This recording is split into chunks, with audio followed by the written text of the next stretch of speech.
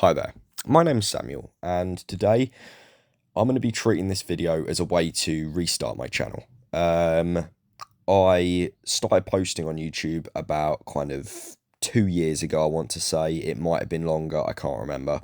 But yeah, I started by posting videos of kind of tanks, kind of going around a little spinny thing. They'll still be there, but this is basically just a way of creating a video to basically symbolize a new start to my channel. Um, because I've just life's got in the way. I prefer building and kind of painting, doing dioramas to actually kind of putting out on YouTube. Obviously, YouTube to me is not necessarily a way of gaining money. If I do start gaining money and all that kind of thing, brilliant.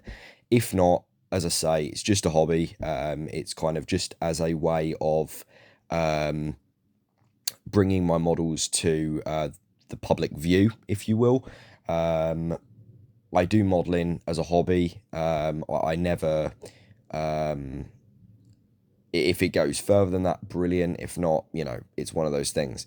But yeah, at the moment, they're basically pretty much just stuck on my shelf, or kind of on my cabinet in my bedroom, and nobody's seeing them. I don't go to modeling conventions, nothing like that. I'm too kind of, I worry about breaking them too much, to be honest, to do that. But anyway, so yeah, this is basically a kind of restart to my channel, because, as I say, I posted ages ago, and yeah. So anyway, in this video, I'm going to go over the tanks that I have built, ones that are probably already featured in my channel. There's going to be a few kind of random projects which I've been doing. I'm also going to show you a couple of projects which I've yet to do. There's a couple of dioramas which aren't finished yet. One that I'm actually currently doing at the moment. As I record this, a figure is drying with paint, so I've got to get back to that. If I sound like I'm out of breath or kind of just dying inside, it's because I'm in the UK and at the moment it's 33 degrees and I am boiling. So, great recording temperatures. Anyway, so yeah, I'm going to go over everything that I've built. Kind of, there are bits and bobs which I'll talk about in the video, kind of because I started modeling as a hobby when I was about 11.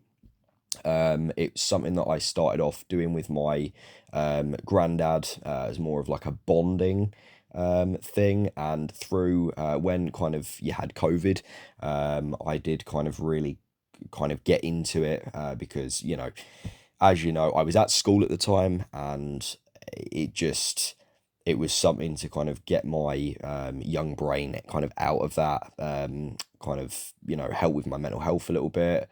Um, a way of kind of getting away from reality and kind of escaping into the models. Um, and ever since then, I've bought tons of models, I've put them together, and I've absolutely loved it. So yeah, it's a really good hobby. As you know, if you're watching, you probably know you probably do it yourself. And one of my goals as well is to, if you are a modeler or you want to get into the modeling, hopefully I can kind of show you some of the models I've done. You can take kind of inspiration from mine. And yeah, I'll stop talking because you're probably bored out of your mind by now. And if you've watched this far, fair play to you. But yeah, I'm going to get into the models now and show you a bit about them. So this is basically where it all began. The Hurricane and the Spitfire, I was about, I don't know, 12, 13 when I made these and painted them. They are hand brushed. They're not the greatest in the world. Far from it, to be fair. The painting on it's sloppy. You can't even see what's inside the cockpit. It's not brilliant. But yeah, this is one of the first models I have done. And yeah, I was very young when I did them. I am proud of them. It shows how far I've come when you see the later models. And yeah, overall, they are what they are. They're kind of, you know, they served a purpose. I probably will get rid of them soon, to be honest, because as I progress in my modelling journey, I'm losing space, obviously, and I want to store more. So yeah, they will need to go eventually. But yeah, no, that's the very start of what I did, and yeah, let's go on to the next one. So you will notice as I progress in this video, I have very much gone down the German route. So ignore the dust on these. These are very old. But yeah, I started after those kind of Spitfire and Hurricanes, and I also did a Lancaster, which unfortunately I think fell and just, broke in two like the Titanic. These are the next ones I did. So you've got this one here, which I've redone, painted, made it look a little bit rusty. I think I turned this into a Soviet one, actually. But yeah, I kind of used a washable white paint from MIG and kind of wipe that away. I'm really happy with how this turned out, to be fair. But yet again, this is kind of one of my later models. You can see the difference in kind of paint schemes, if you will, kind of in comparison to this one. You can see that a lot more work went into this for one. Obviously it's got a little geezer there, and yeah, so does this one, but I think I put this in kind of about a year after I built this one. But yeah, so this is kind of what got me into the 135th tanks. I could put a lot more detail into them than the 172nd, and ultimately, this is kind of where my World War II or tank journey began, if you will. I still do planes, but very rarely. But yeah, this is my main thing that I do now. And then behind you've got a Huey Bell. I can't remember what the name of the helicopter is. I apologise for all you helicopter fans out there. But yeah, that one there again, I kind of did about a year after I started doing the 172nd planes and everything, so I'm happy with how it turned out, but I had a lot of help from my granddad at the time, or kind of granddad, so yeah, that was, and then this is one that I think he built and then I got given, so yeah, I can't claim that was me there, but yeah, that's quite a nice model, very glossy. Yeah, I'll show you my next ones. Okay, so now I genuinely cannot remember in what order these go in or what I built, when I built them. I know that the 172nd planes were kind of, I know that they were the first ones or one of the first ones I built, whereas this is just, I don't know. So I'm just going to show you all in the order of my shelf. So obviously first we've got the Panzerkampfwagen 8 Morse, one of my favourite tanks. Hang on a minute, not the 8. Is it the 8? 6 was the Tiger. 7, no. It is the 8. I'm stupid. Yes, the 8. You've got the Maus Chen, which is the kind of never actually made it to the off the paper.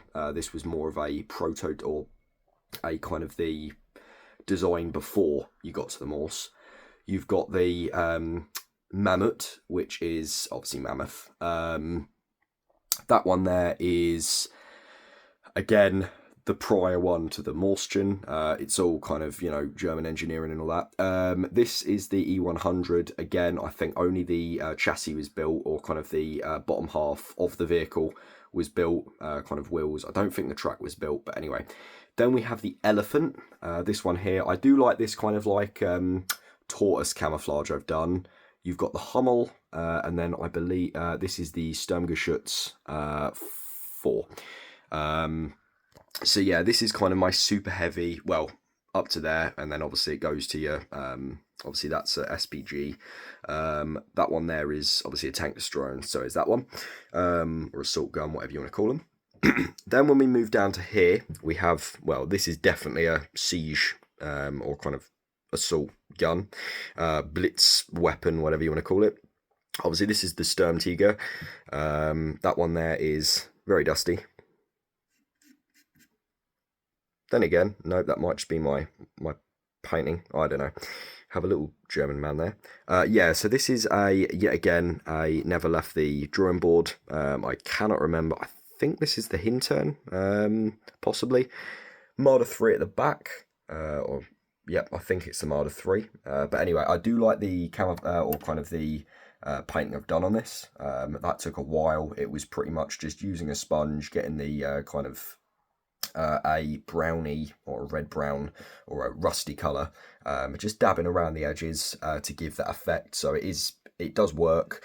I have seen better techniques and stuff on YouTube with the likes of kind of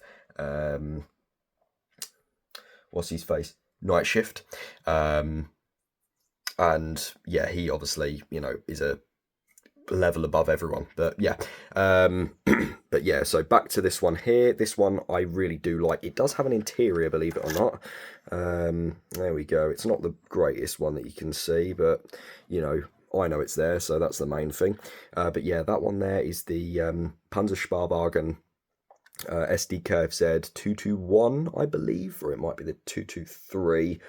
Anyway, it's, you know, I did enjoy making that one. I do plan on giving that a diorama eventually, but for the time being, you know, I've got other things. So here we have the Panther. I really do like this one. I did get rid of my Tamiya one. I really did not like doing that model. It was one of those ones where everything did not go together well. I did build it. It was a task in itself, putting that together, as was the painting. I was really not happy with this. This one here has a full interior. It's got the little people inside as well that I kind of got aftermarket on the kit. Obviously, you've got all in there. It does come off, but for the sake of this video, I'm pretty sure I've got that on YouTube already, so you can always go to that video and watch that.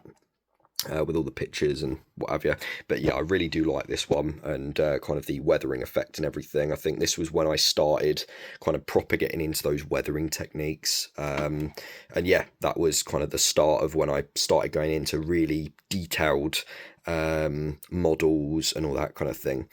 Then we have this one here, which is the Leuk tractor. I believe this is the kind of one of the first tanks that Germany did after World War One. Obviously, the Treaty of Versailles kind of forbade them from making their own tanks and all that kind of thing. So I think they teamed up with the Soviet Union under a kind of a certain code name, and obviously because the Allies weren't necessarily looking too far into it, obviously these were called tractors. They thought they were just building armored tractors, you know. It's so yeah, that one there, I do quite like this one. Obviously I've added a little bit of rust, and obviously it's shiny, where this was, I think, during the Second World War. It wasn't necessarily being used, but it was used as a training vehicle. So I thought, you know, having learned to drive myself, I thought there would be lots of scratches and all that kind of thing. I've also added a few guns on the side for whatever reason, just to add a bit of detail. This one here is a Panzer II, obviously very iconic shape when it comes to the Afrika Korps and very early Blitzkrieg tactics. I've got this one here, which is the Panzer IV, probably the most kind of the power horse, or the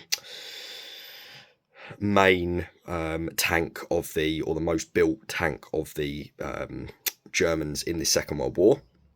Very nice one, if I do say so myself. Obviously it's got a little bit of kind of fumes coming out the back. I did build an explosion for it. It didn't work brilliantly. I saw a couple of videos on people doing it with submarines and boats and kind of tank muzzle flashes, and to be completely honest, I wasn't a massive fan of how mine turned out, hence why I've not gone over that too much. Anyway, this is the Panzer III. I think this is the Alf. No, that's the Alf H. That's the Alf M. I think this was specifically the Battle of Kursk one that I've done.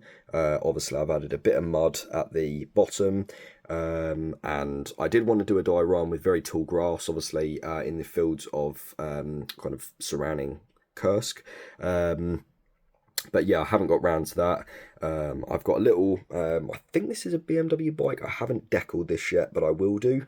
But yeah, I'm really happy with how the figures turned out, because I don't know about you guys watching, but if you've ever built figures and painted them, they are an absolute pain. I hate them.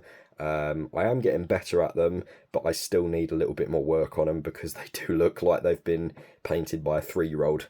It's all these finicky bits and that. But yeah, this is the start of when I started kind of painting the figures really quite a lot better than I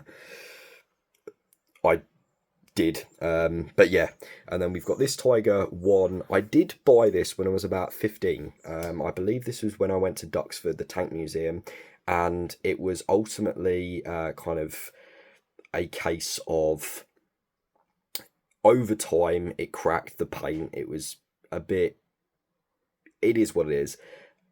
I repainted it, made it look really rusty. I am going to turn this into a diorama. I've got some resin. I'm going to have half this tank with its turret kind of sticking in the water. And yeah, I'll see how that turns out. Here we have the Prinz Eugen, which is, I thought I'd give German warboats a go. And yeah, I think it turned out, nice, bearing in mind I mainly do kind of, obviously, World War II armour. But yeah, no, it turned out pretty well. And yeah, it is what it is. Anyway, moving on to these ones here. Yet again, we've got an SDKFZ 221, 222, 223, whatever it is.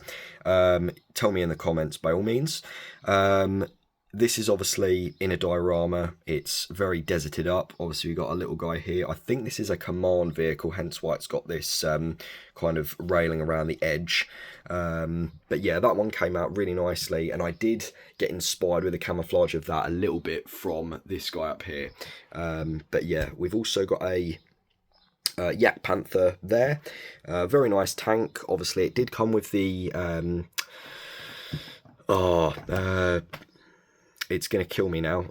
What the devil did they call it?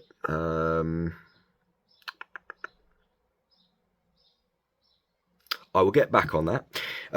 Yes, we've got the this one here, which is a Russian KV-2, which were basically a siege weapon in themselves. Very kind of powerful gun.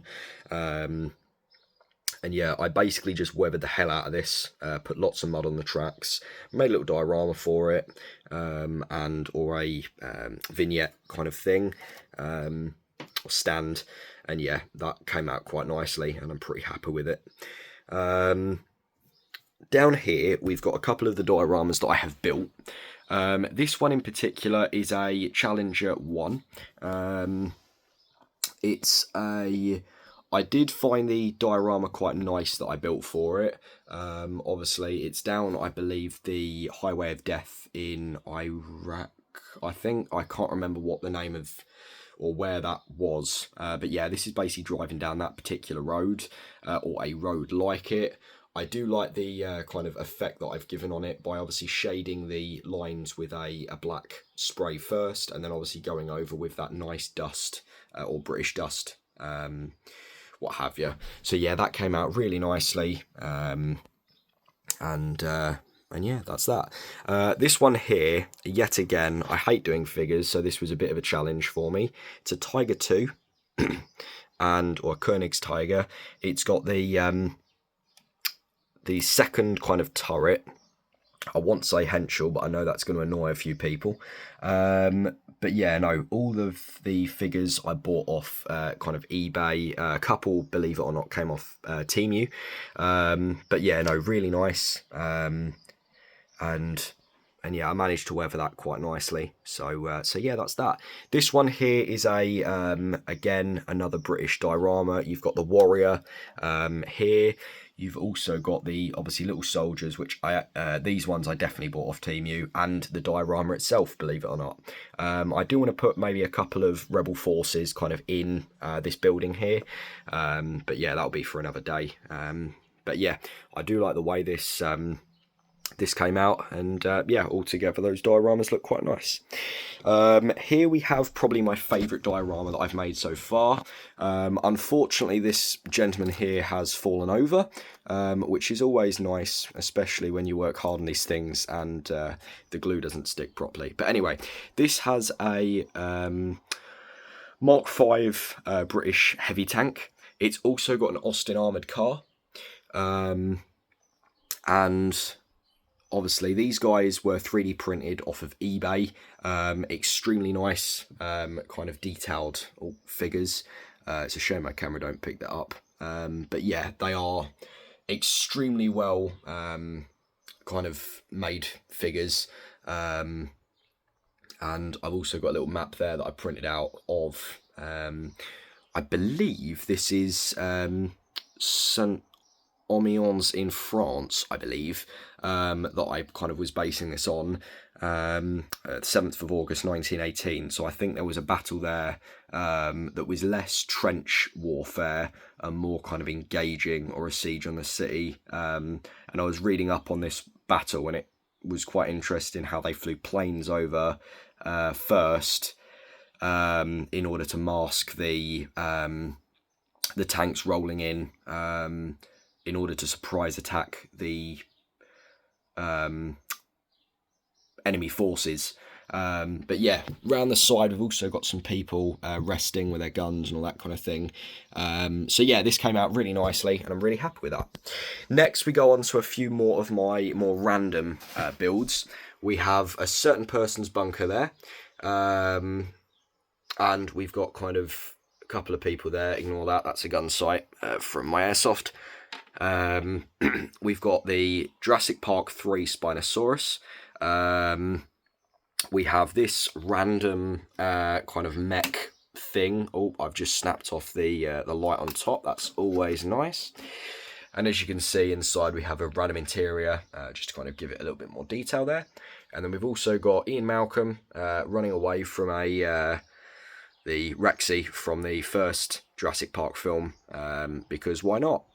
Then, as I go a little bit lower, we've got a kind of truck with soldiers in the back, and then we kind of go to my graveyard, if you will, which is more tanks that I've yet to repair, or kind of armoured vehicles which I've got to repair. And then we've got a Puma there and its small little diorama. So yeah, that's that. But yeah, I'll move on to the next lot of models I've got. So just as a bit of a kind of little bit of a diorama which I'm doing at the moment, this one here is basically a convoy. It's got a Leopard 2A6. It's got lots of kind of trees. This is probably down the Autobahn in Germany. Obviously, I don't know what those figures are doing there. Obviously, above that, I've got my STG 44 for airsoft.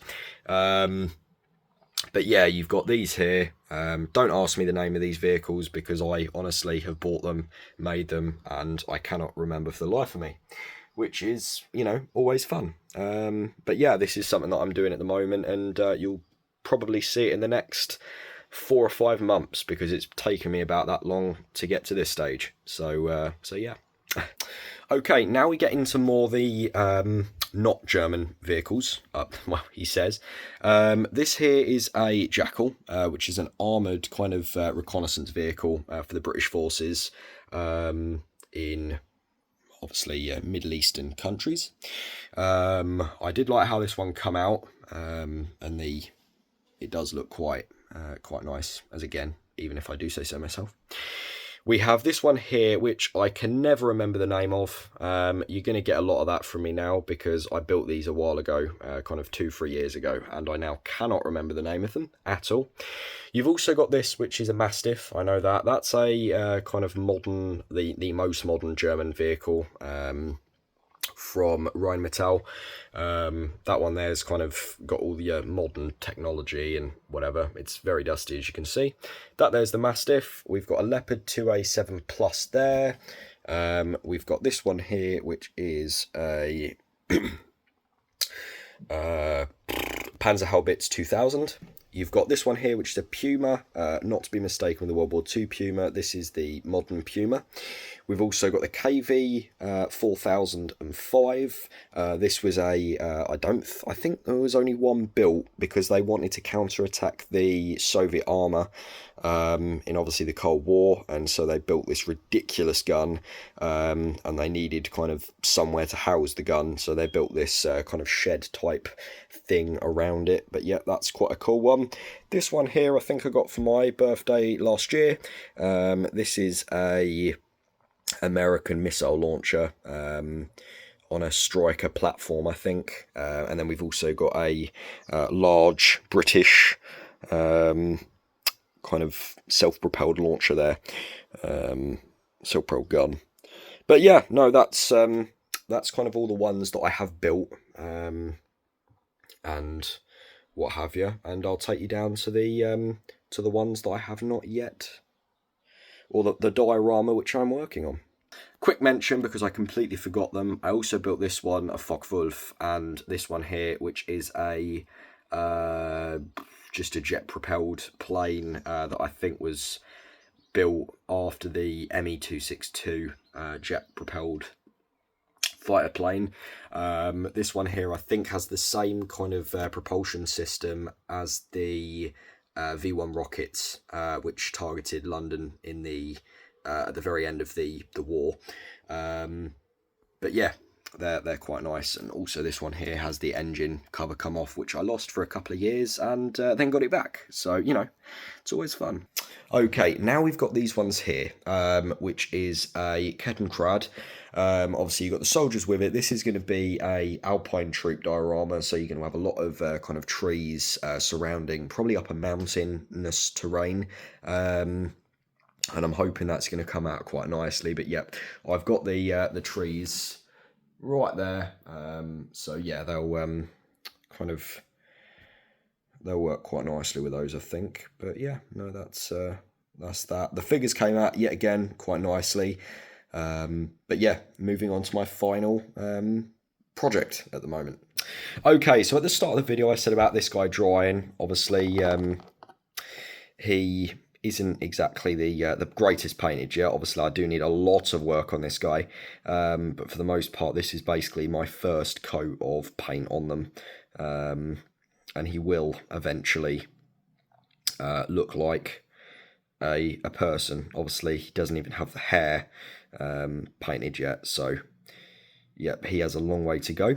And then moving on to this one, obviously I've got quite a lot of figures that I've yet to, dropping them left, right and centre, there we go, Butterfingers.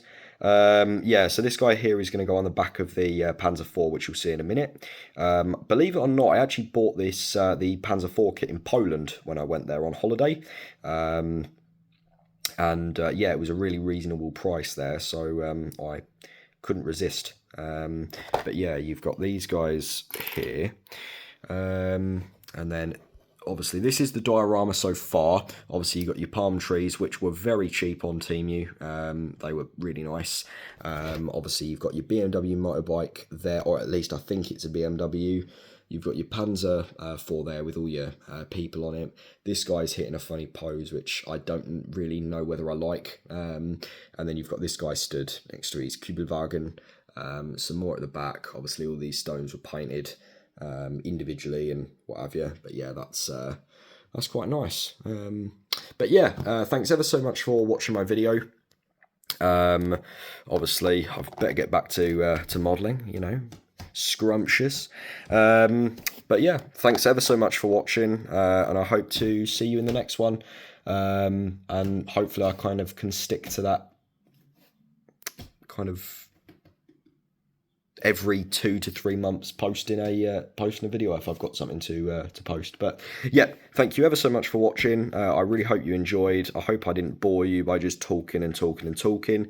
And as I said kind of at the very start of the video, if you got this far, congrats to you. I know that I would probably be bored out of my mind if I was watching this, to be honest, but kind of I just thought I'd tell you a little bit about my journey. And yeah, thanks ever so much for watching, and I will see you in the next one. Cheers. Bye-bye.